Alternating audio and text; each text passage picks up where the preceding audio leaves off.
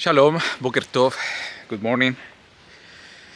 Today is supposed to be the first day of the year, and I haven't made any resolution about what's gonna do with about the calendar. I'm just keep measuring and tracking the luminaries, and today I'm gonna do the same. It's a bit more later than usual because it was very dense fog here.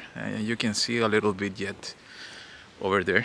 So the sun wasn't shining, no matter was already the sunrise. But YaHuWaH is good, Abba is good, and now the fog is going away. I'm able to see the sun shining over there, and I'm ready to start measuring once again.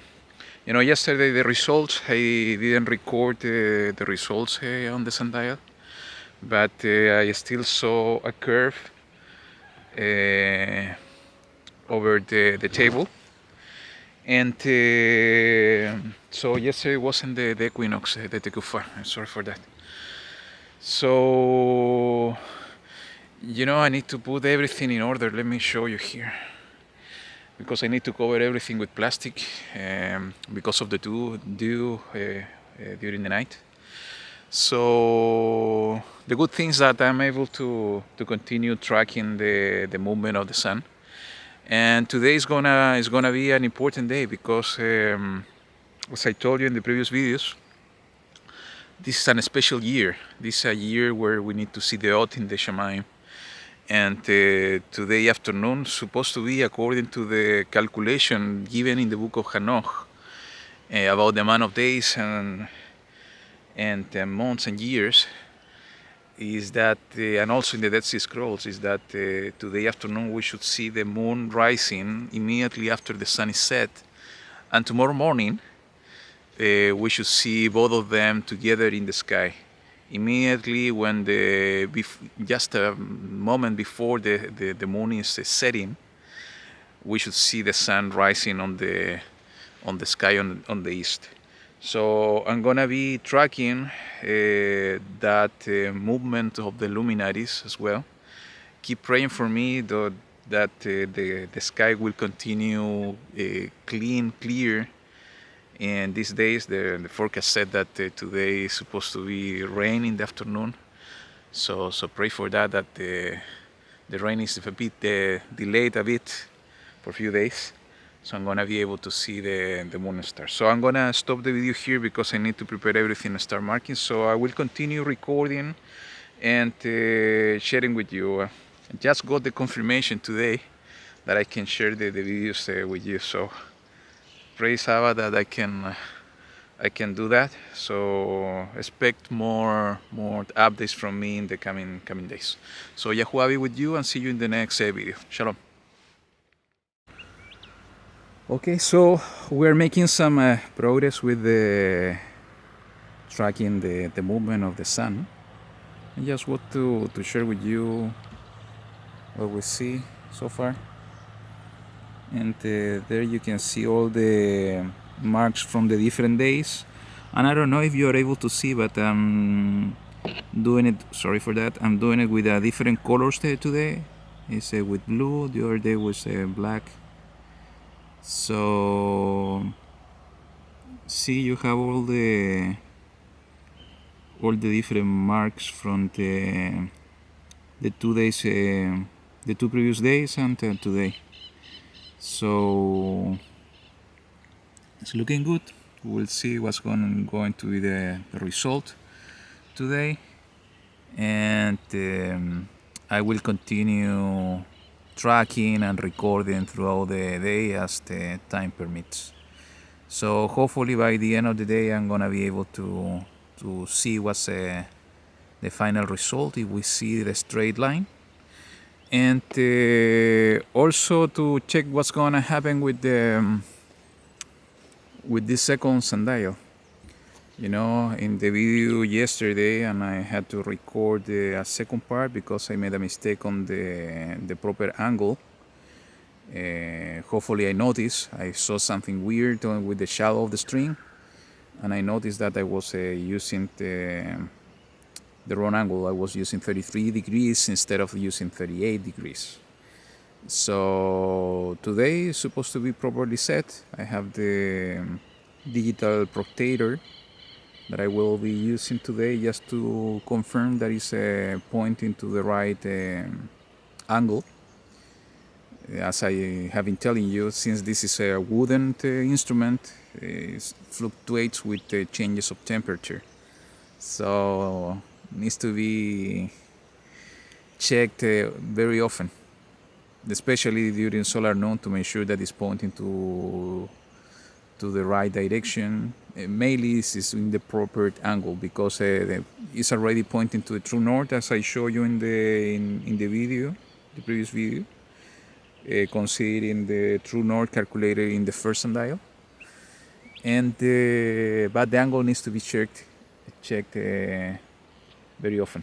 So we will see. I will share this with you now that I have permission by YaHuWaH to do it. I will share this with you, but I want to say something. Let me turn the camera, because this is important, and I don't know if I have said this already in the previous video, in the first one. Is that my intention of sharing this with you is just to share my journey and basically what I'm doing, what I'm tracking, how I'm tracking the luminaries. But I don't want to be dogmatic on what I'm doing. It's up to all of us to do research, and more than do research, it's up to all of us to pray to YaHuWaH to guide us on what we need to do.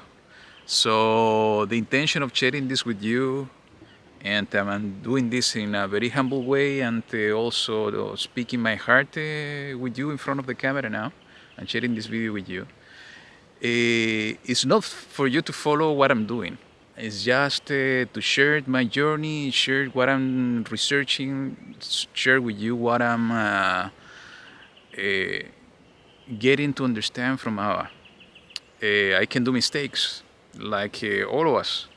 So that's why it's important that you have to pray to YaHuWaH for Him to guide you directly on what's the decision you need to make in terms of the time and the season.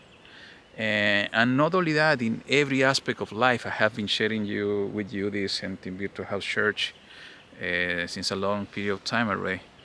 So don't follow because I'm doing things. Not at all. I'm a student like you. I'm searching for truth. I'm still missing some pieces. And again, the idea to share this with you is to serve as an input. That all of this can serve as an input for your own studies and your own quest for truth. And for sure, YaHuWaH has been guiding us throughout all the years. And He will continue doing it if we seek Him with all our heart. That's the way that it's written, and I truly believe that it's truth, because it's the word of YaHuWaH, and His word is true. So we need to follow, and we need to seek His face, and we need to seek understanding directly from Him. So please don't be dogmatic. I am not dogmatic on this. I hope that you are not going to be dogmatic. It's not because I'm saying what I'm going to do. It's what you need to do. You need to pray to YaHuWaH to guide you directly. So having said that, I will continue sharing this with you. And let's see what's going to be the result today. Let's see what's going to be the result of the moon as well. And I would like to show you the stars, but recording during night is so difficult. But if you go in the evening, when the stars start to appear in the sky, and you look into the east, you will see the constellation of the lion of Judah, as I shared many years ago, being the first one appearing on the sky, in the night sky. And there are so many applications now available for computers and phone It's not that I'm so keen to those kind of things, but it is available and we need to use it in our favor. That can help you to identify the constellations on the sky. So you should try to check those ones and try to learn and how try to identify the constellation, all the constellations, but in this case particularly the constellation of the lion, the constellation of Leo. So just take a look to the east when the stars start to appear in the evening, and you will see that the first constellation on the sky, and this is amazing how to see it, is the constellation of Leo. And that's a third witness that we are in that season of time. That, as I was explaining and sharing with you many years ago, and we see this pattern in how Israel was forming at the time that they were going to war and at the time they were departing from one place to the other in the time of the wilderness. That the first tribe to be the head of this whole formation was the tribe of Judah, the tribe of YaHuWaH in Hebrew. So that's an indication, and there's so many parallels. If you have the time, please go ahead, take a look on that part of the calendar series. Is when I speak about the stars.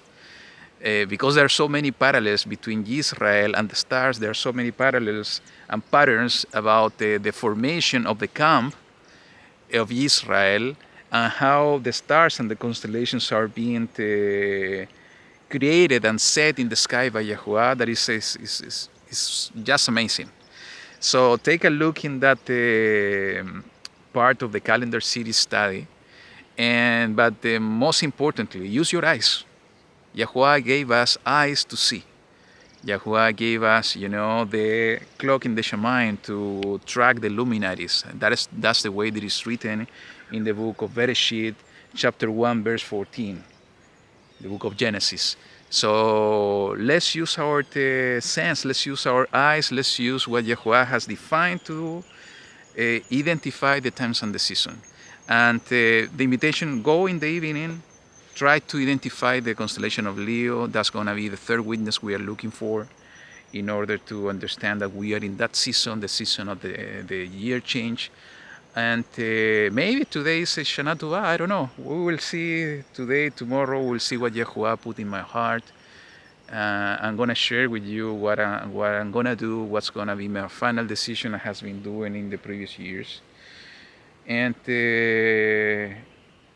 I will try to make time to share with you as well what I have been finding in the Dead Sea Scrolls about the priestly rotation, because that also is totally connected to all of this.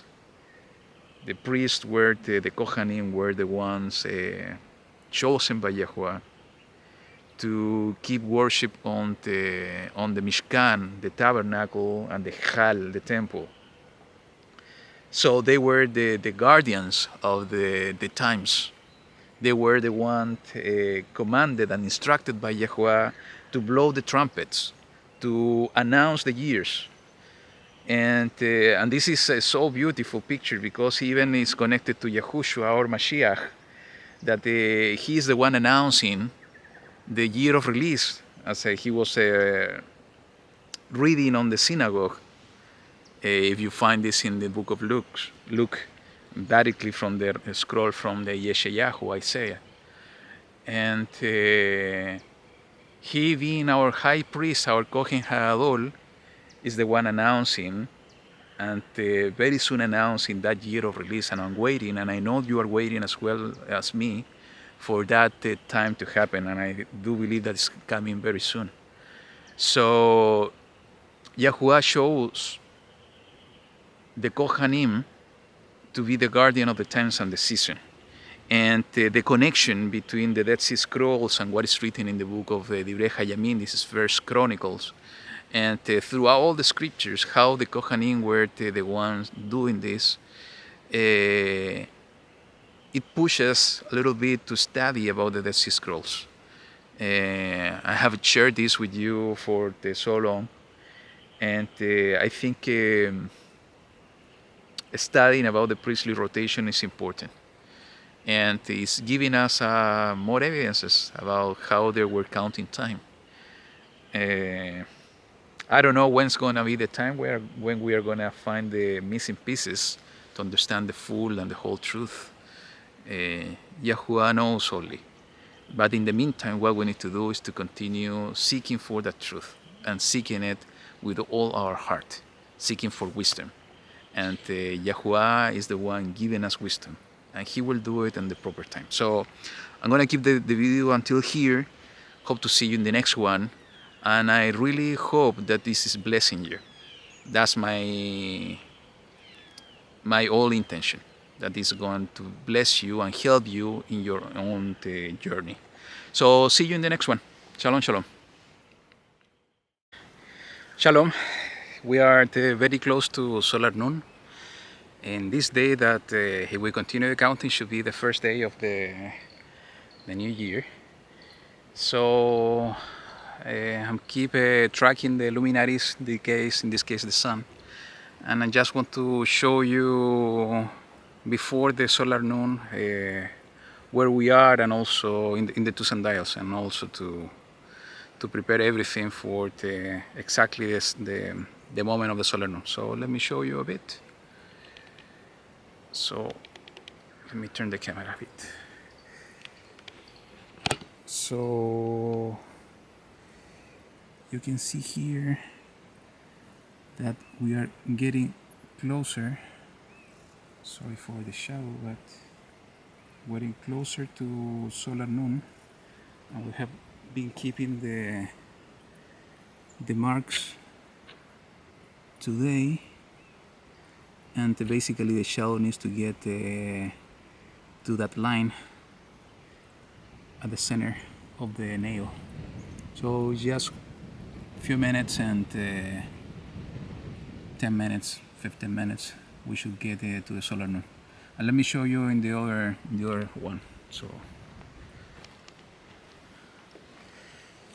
this one, I will show you first the digital proctator, and let me zoom in. So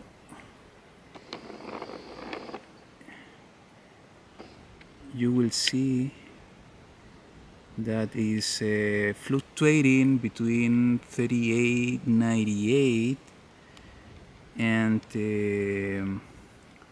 sorry for that, is 90. Let me focus again. Is 38.98 and 38.96. Okay, that's much better, and that's the proper inclination here in this place. So considering that, basically you will see that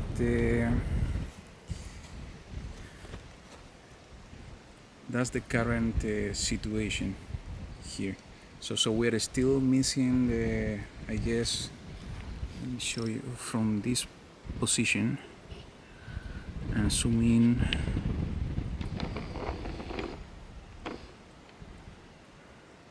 We are not still on the Tecufá, the equinox, at least today. We're missing 2 days, 3 days, I would say. So, I will stop here recording, just waiting for the exact moment, and I will share the picture or just a short video of that moment. So see you in the next one. Okay, so we are at solar noon. I want to show you here. Show you from this place. Much better to avoid the shadow. So you can see that is directly on the center. So let's take a look in the other sundial. Let's see. So those are the results.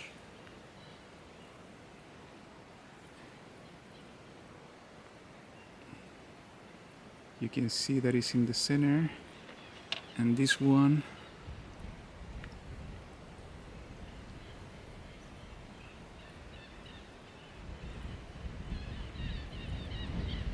still missing.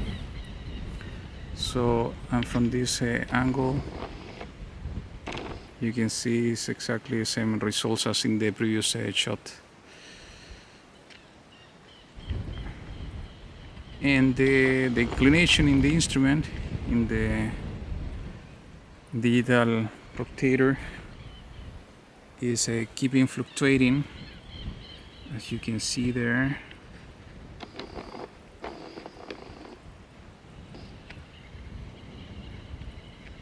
I don't know if it's you're able to see, but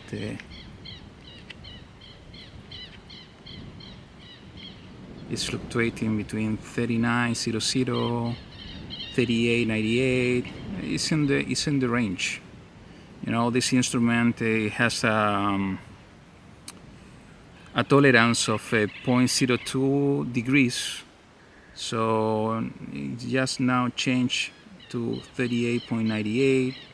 So it's on the range of the proper inclination latitude of this place. So with this result, we can conclude that today wasn't the Tekufa, and let me turn the camera.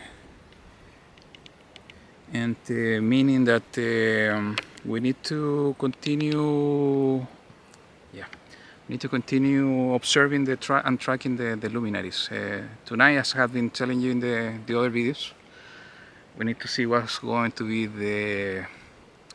the movement or the observation of the moon.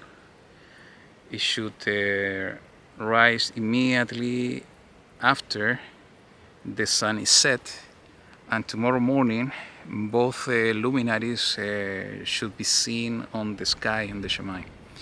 If that's not happen, we will check in the following day to see if we can see the odd in the sky. So that's for the moment. I hope this is going to be helpful and a blessing for you all. Shalom.